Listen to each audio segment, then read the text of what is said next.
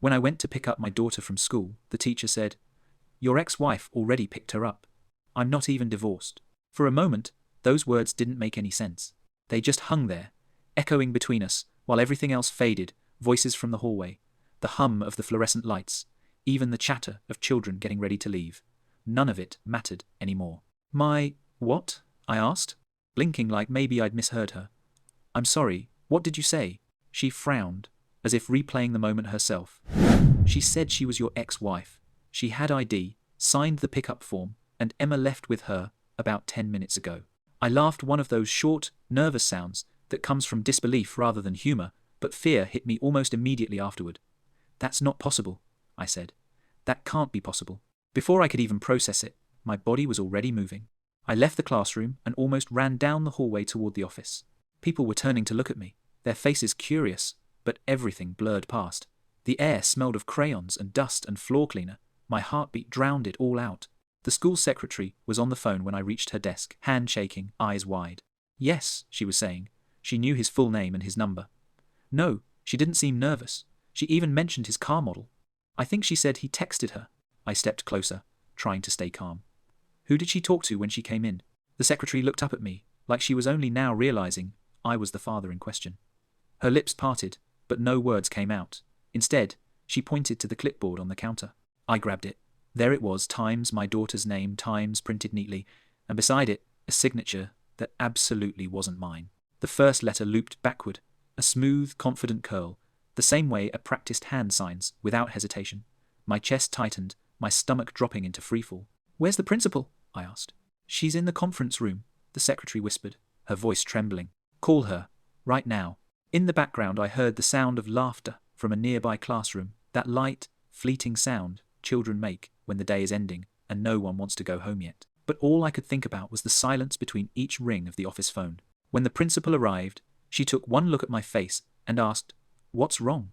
"Someone took my daughter," I said, and my own words sounded foreign, like they'd come from somebody else's mouth. She froze for half a second, then grabbed the intercom. "Lock all exits immediately," she said, her voice cutting through hallways, bouncing off walls. Nobody leaves the building. Teachers began shepherding students back into classrooms. The sound of metal doors slamming echoed somewhere down the hall. Somewhere a kid asked what was happening. Nobody answered. Everything turned mechanical after that. Phones ringing, a panicked radio call to the district security, a computer booting up the CCTV footage. The principal pulled me next to her monitor. "What time did she sign her out?" I asked, my voice low. 2:46 p.m., she whispered. On the grainy black and white screen, I saw the front doors open. A woman entered, denim jacket, messenger bag, neat ponytail. She walked in with the confidence of someone who'd done this dozens of times before. She smiled. She spoke easily to the staff. She signed a paper. 10 seconds later, Emma walked toward her. My daughter, my world. She skipped times, holding the woman's hand as they left. No hesitation, no fear. Just total, trusting innocence.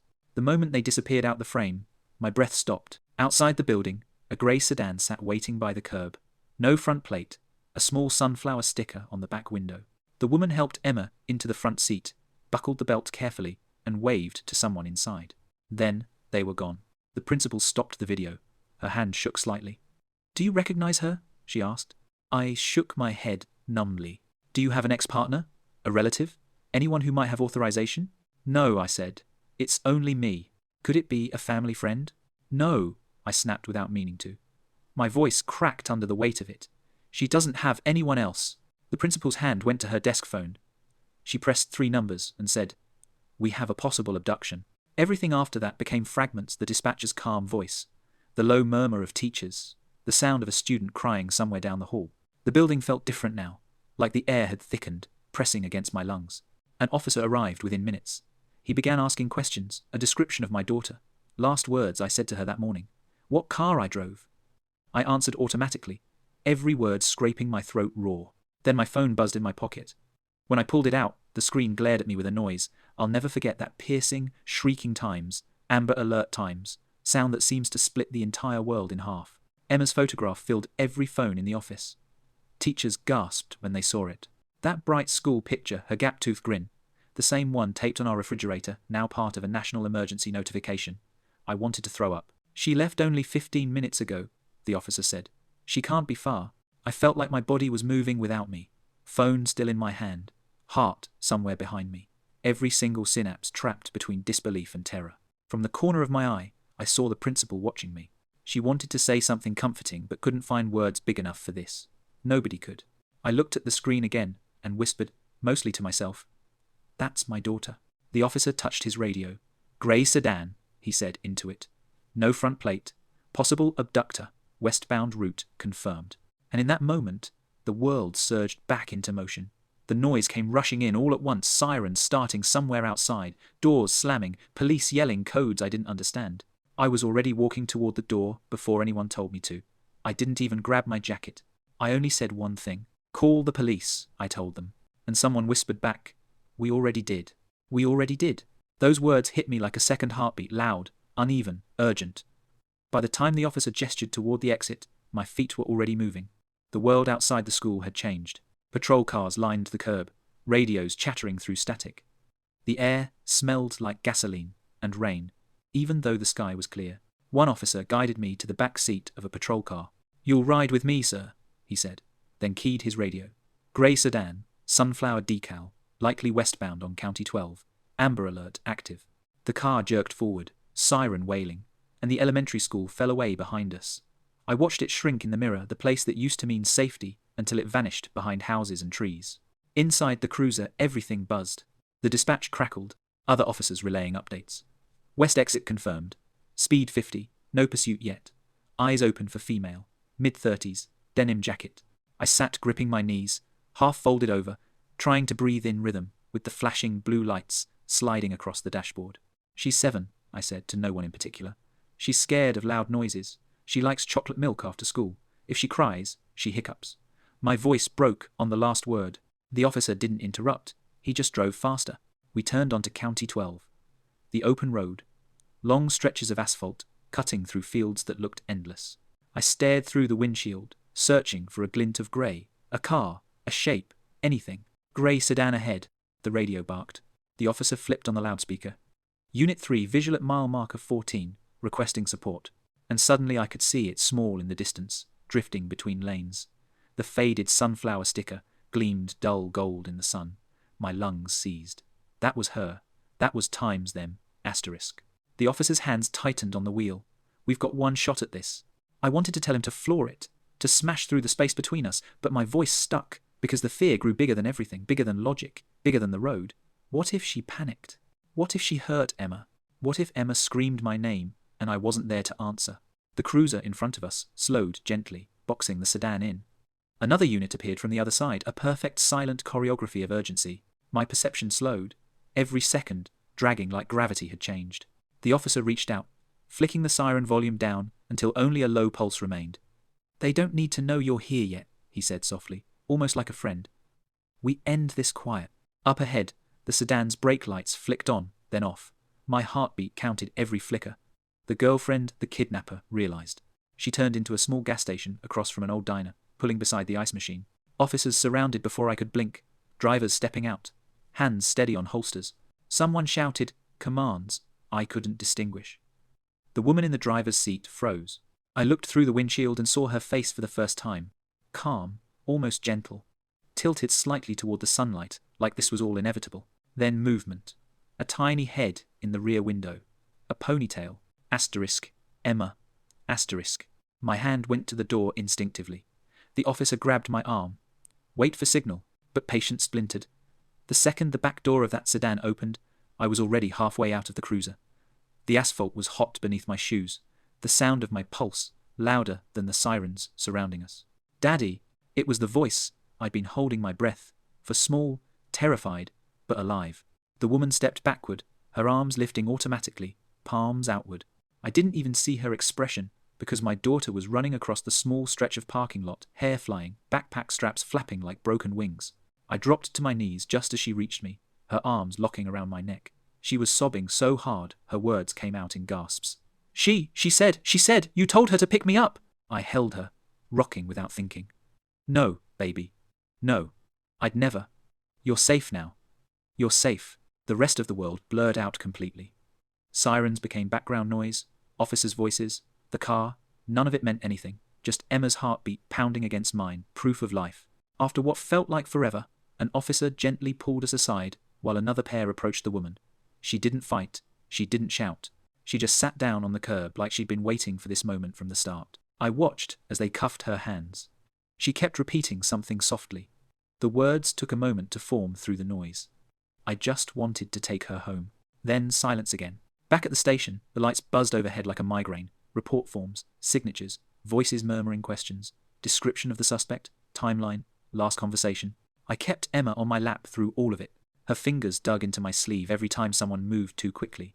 An officer brought her a cup of warm cocoa from a vending machine. She sipped, eyes half closed, the sugar finally coaxing out exhaustion instead of fear. When the detective finally came in to talk, his question was careful, like he didn't want to break what little calm we'd built. "Do you know this woman?" "No," I said. He nodded once, scribbled something. "Her name's Lila. 34. We're checking hospitals." I didn't ask why they'd check hospitals. I didn't have to. I already knew what that meant. Emma slept in my arms by the time they were done. Outside, dawn was beginning to thin the night, pale gold spilling across the blinds. The detective glanced at me before we left. "You saved her," he said, but it didn't feel like saving. It felt like surviving something I hadn't even known was hunting us. As we stepped outside, Emma stirred, half whispering the only question that mattered. "Daddy, is she really gone?" I kissed her hair. "Yes, baby, she's gone."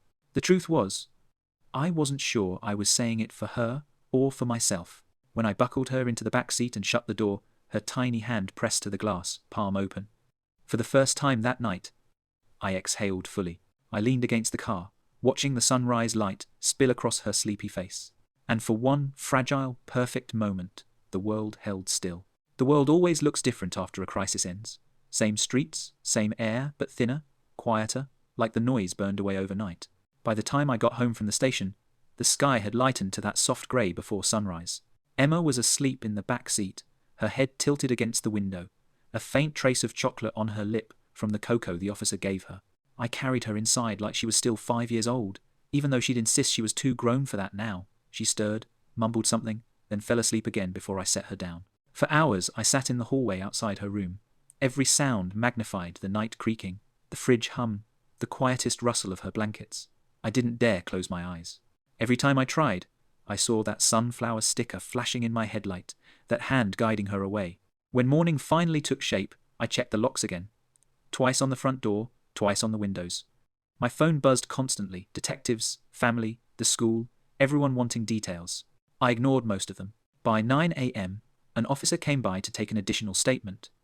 He was young, maybe 30, wearing that professional calm all cops use when they're trying not to spook someone already on edge. "We caught her easily," he said quietly, like he wanted the sentence to soothe me. "No resistance. No harm done to your daughter." I nodded, not trusting words yet. He looked toward the hallway, where a half-finished drawing of a planet with a smiley face hung on the wall. "She's really lucky you acted fast." Lucky. The word didn't sit right. It implied some higher balance had tipped in our favor when, truly, none of this should have existed in the first place. After he left, I sat at the kitchen table, staring through the open blinds while the day moved lazily outside. Neighbors walked dogs, cars passed. Somewhere, a lawnmower buzzed. Life had returned for everyone else, but for me it still hovered one layer above reality, fragile and unreal. Late afternoon, the detective called. "We've learned more about the woman," he said. His voice had softened since last night. "Her name's Lila, 34. She lost a child 3 years ago, a daughter 6 years old. Same age as your Emma back then." A cold wave ran through me. "She's been in and out of psychiatric care," he continued. "Things got worse when she stopped her medication last month. From her statement, it seems she saw your daughter's photo online and convinced herself it was her child alive somehow, waiting for her to come." "My photo?" I asked, voice small despite the anger gathering underneath. "On your social media," he said gently. "Public posts. Photos with your house visible behind her. Her school colors on her shirt. The internet makes it easy for people like her." That one sentence gutted me. Because it was true, I'd left a breadcrumb trail right to our lives, thinking nothing of it. Cute porch photo with the tag number first day of school. A short video of her running into the classroom holding her teacher's hand. Even our Thursday ritual chocolate milk selfies after pickup. I'd wanted to share love, not location data. I sat there for what felt like an hour, every tiny post replaying in my mind, every like, every harmless caption. They weren't memories, they were evidence. That night I didn't sleep again. The adrenaline had ebbed, replaced by a colder kind of awareness. I sat in the dark living room, the silence humming behind my ears like underwater pressure. My body was home, but my head was still back in that school office. When Emma stirred in her bed, I went to her room, couldn't help it. She blinked sleepily, smiled the way kids do before check-ins became a habit. "Daddy?" she whispered. "She's gone, right?" "She's gone," I said, brushing hair from her forehead. She smiled faintly and rolled back into her pillow, murmuring something about penguins. Within seconds, she was breathing slow again. I stayed there hours longer, watching the slow rhythm of her chest rise and fall. That sound had never felt sacred until that night. The following day, the principal called to apologize. She sounded broken. We trusted the ID. She even looked familiar. You'd have believed her too. I wanted to tell her she was right, that this wasn't anyone's singular fault, but the words didn't come. Because, deep down, part of the fault did belong to me. I had made our life public, convinced privacy was fear-based rather than protective. By the third day, things began moving in sequence again. The school installed new protocols. 2 signatures required for pickup. Full photo verification. Locked entry doors. Parents whispered, worried, but grateful it hadn't been worse. None of them could know what it's like when your entire purpose in the world fits inside an Amber Alert screenshot. 3 nights later, I found Emma standing in the doorway of my bedroom. "Daddy," she said, "can we make a secret password? You know, just in case someone tries again?" For a second, I couldn't breathe. Then I nodded, patting the mattress. "Come here." She climbed up, thinking hard. "It should be something strong," she said thoughtfully, like a magic word. "What's your favorite word?" I asked. Her grin spread slow and shy. "Nevertheless," she said. I laughed a fragile, watery sound. "Nevertheless it is." That night she fell asleep holding my hand, her hair spread across the pillow like sunlight frozen mid-fall. And somewhere between dawn and morning, something inside me shifted. Fear didn't vanish, but it loosened its chokehold enough for me to breathe. At the police follow-up the next day, they told me more about Lila. She hadn't planned violence. She'd packed snacks and a small blanket. A delusion, not hatred. The detective's voice stayed cautious. Obsessive grief can look like logic to the person lost inside it. I thought about that all the way home. The line between grief and madness is thinner than anyone wants to admit. I tucked Emma in again that night, kissed her forehead, and turned off the lamp. Her little voice whispered into the dark, "Good night, Daddy. Nevertheless." I smiled, whispering back, "Nevertheless." In the quiet that followed, I finally understood what she meant. Nevertheless, we keep going. Nevertheless, we survived. Nevertheless, we're safe. For now. The word nevertheless became our secret handshake with the world. Emma would whisper it before opening her bedroom door in the morning, or when she was about to try a new food. I'd say it back, a quiet affirmation that no matter what, we'd keep going. It was a small shield against a world that had suddenly shown its sharp edges. But a word, even a magic one, couldn't erase the shadows. Emma started having nightmares. Not every night, but enough. She'd wake up crying, sometimes calling out for me, sometimes just whimpering about a grey car or a lady with a sunflower. I'd go to her, hold her close, and tell her the story of how I found her, how brave she was, how safe she was now. Over and over, until her breathing evened out and she drifted back to sleep. I started therapy a week after the incident. The therapist, a kind woman with gentle eyes, listened patiently as I recounted every detail. The confusion, the panic, the sickening lurch of seeing Emma on the security footage. The guilt. "The guilt is a heavy one," she said, nodding. "You feel responsible for what happened because you shared your life online." "I gave her the map," I said, the words tasting bitter. "I thought I was just sharing my daughter's joy. I thought it was harmless." "It was harmless," she corrected gently, "until it wasn't. You couldn't have known. But now you do. And now you can choose differently." Choosing differently meant a lot of things. It meant deleting all my social media accounts. It meant installing a new security system with cameras that faced outward, not inward. It meant checking the locks 3 times before bed. It meant a constant, low hum of vigilance that never quite faded. Emma's school implemented new, stricter pickup policies. 2 forms of ID, a registered password, a designated pickup list that only I could change. The principal, still pale from the incident, personally oversaw the changes. She'd stop me in the hallway sometimes, just to check in, her eyes full of unspoken apology. Life became a series of routines designed to build a fortress of safety around us. Every morning, before school, Emma and I would go over the plan. "Who's picking you up today?" I'd ask. "You, Daddy," she'd say. "And what's the password?" "Nevertheless." she'd shout, giggling. It was a game, but it was also a ritual. A way to reclaim control, one small step at a time. The hardest part was seeing the change in Emma. She was still my bright, curious girl, but a tiny flicker of caution had entered her eyes. She'd cling to my hand a little tighter in crowded places. She'd ask, "Is that lady looking at me?" If someone lingered too long, I tried to reassure her without dismissing her fears. "It's okay to be careful, sweetie," I'd say. "But most people are good, and I'm always here." My therapist called it re-parenting myself through the trauma.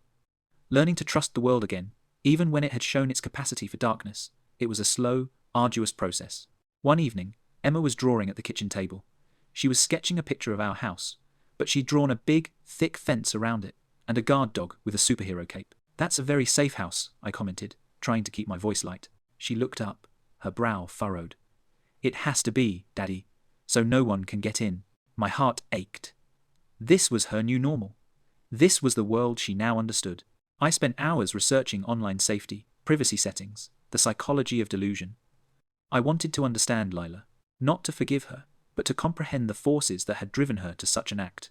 The detective's words echoed. Obsessive grief can look like logic to the person lost inside it. It was a chilling thought. That someone's pain could warp their reality so completely that they could believe my daughter was theirs. It made me realize how fragile our perceptions are, how easily they can break. The school year ended. Summer came, a season that used to be filled with carefree adventures. Now, every outing was meticulously planned. Playdates were at our house, or at friends' houses I knew well. Parks were chosen for their visibility and security. Emma, surprisingly, adapted. She found joy in the small, safe routines. She learned to ride her bike without training wheels in our backyard, a triumphant grin on her face.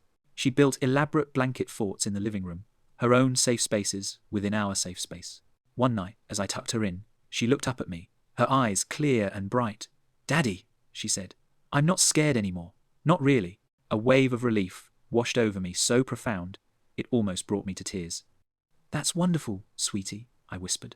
"Nevertheless," she added, a small smile playing on her lips, "we still have our password." I smiled back, a genuine, unforced smile. "Always, my love, always." The fear hadn't vanished entirely, but it had receded. It was no longer a constant roar, but a distant hum. We were learning to live with it, to build around it, to find joy in spite of it.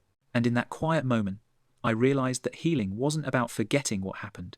It was about remembering it, acknowledging its power, and then choosing to move forward anyway. The summer passed in a blur of small victories. Emma learned to swim, her laughter echoing across the community pool. We took a short road trip to the mountains, choosing a cabin deep in the woods, where cell service was spotty, and the only sounds were the wind in the pines and the crackle of our campfire. It was a deliberate choice, a way to disconnect from the digital world that had, however indirectly, brought danger to our door. I found myself taking more pictures, but they were for us now. Stored on a hard drive, printed and tucked into albums. Private memories, not public broadcasts. It felt good, like reclaiming a piece of our lives that had been inadvertently given away. Emma started third grade with a new confidence. The school's new security measures were firmly in place, a constant, quiet reassurance. She still checked for the password, sometimes with a mischievous grin, sometimes with a serious nod. "Nevertheless," she'd say, and I'd feel a warmth spread through my chest. My therapy sessions continued. We talked about the lingering anxiety, the moments when a sudden noise or an unfamiliar car would send a jolt of adrenaline through me. My therapist helped me understand that these were normal responses to trauma, not signs of weakness. "Your brain is trying to protect you," she'd say. "It's just a little overzealous right now." I learned to acknowledge the fear, to thank it for trying to keep us safe, and then to gently remind it that we were okay. It was a strange dance, but it worked. Slowly, the constant hum of vigilance began to recede, replaced by a more manageable awareness. One afternoon, months after the incident, I was sorting through the mail. Bills, flyers, a magazine, and then a plain white envelope. No return address, just my name. Handwritten in a looping, careful script. My heart gave a sudden lurch. I knew, instinctively, who it was from. I opened it slowly, my fingers trembling slightly. Inside, a single sheet of paper, folded once. The handwriting was the same. "Mr. Collins, I won't ask for forgiveness. I'm in a place where the voices are quiet. I believed your daughter was mine. Belief is not proof. She told me a knock-knock joke. I will only keep that. I'm sorry for the fear. Lila." I read it once, then again, and again. The words were simple, direct, devoid of any self-pity or grand pronouncements. Just a stark acknowledgement of what had happened, and a quiet apology. I expected to feel a surge of anger, or perhaps a renewed sense of fear, but what I felt was a profound sadness. For Lila, lost in her grief, her reality shattered, for the child she had lost, for the brokenness that had led her to believe Emma was hers. It didn't erase what she had done. It didn't diminish the terror we had experienced, but it added a layer of human tragedy to the narrative, a reminder that even in the darkest moments, there are complex, often heartbreaking, stories at play. I folded the letter carefully and put it in a drawer. I didn't tell Emma about it. It wasn't her burden to carry. Life continued its steady rhythm. Emma's laughter filled the house. She discovered a passion for astronomy, spending hours poring over books about stars and galaxies. We bought a small telescope, and on clear nights, we'd set it up in the backyard, marveling at the distant pinpricks of light. It was during one of these stargazing sessions that Emma looked up at me, her face illuminated by the faint glow of the telescope's eyepiece. "Daddy," she said, "do you think there are other universes out there?" "I think anything's possible," I replied, smiling.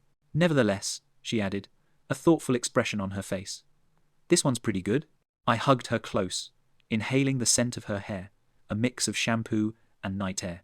She was right. This one was pretty good. The incident had left its scars, a faint but permanent etching on our lives.